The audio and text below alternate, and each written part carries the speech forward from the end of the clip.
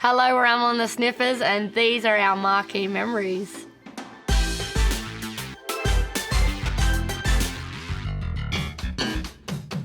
Blur, it was 2015 in Melbourne at Rod Laver Arena. My first time seeing them. I think I've seen them 5 times now. Really influential, so it was really cool that they were coming to town. I'd just had my wisdom teeth removed, so I shouldn't have been drinking, but I was. I was in the 3rd row of the standing pit. 3rd song in of the set, and then all of a sudden, everything in my eyesight went blue. It became a blur, you could say. I came to and I was being carried by a really big security guy. Later in the set, Damon Albarn, the singer, came down off the stage. I pushed everyone out of the way and I grabbed his hand and we sung Trouble in the Message Centre chorus together. So thank you, Damon. I think with us, it's good to try and break the barrier between the performer and the audience. That's why this is a significant gig to me.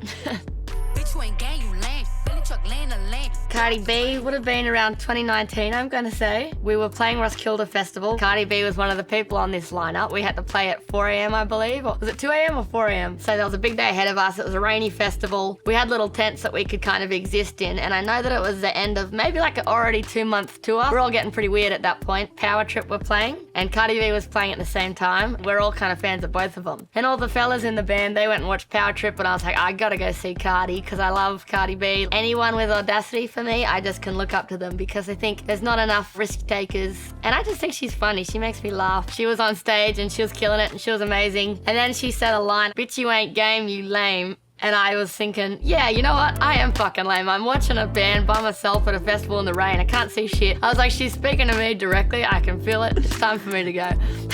That's the only time I've ever seen Cardi B, but I'd go again. I'd get a girl gang together.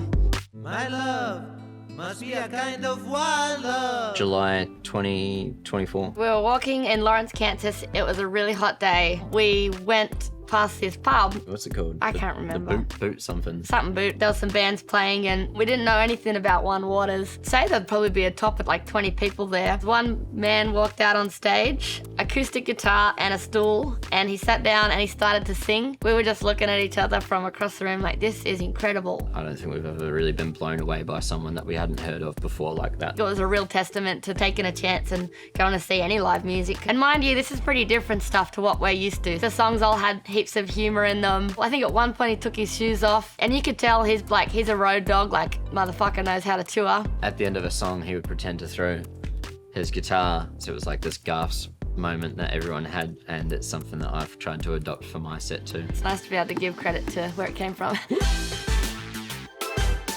Thanks for listening to our Marquee memories. Catch us on tour and then maybe you'll pass out and then I'll sing to you.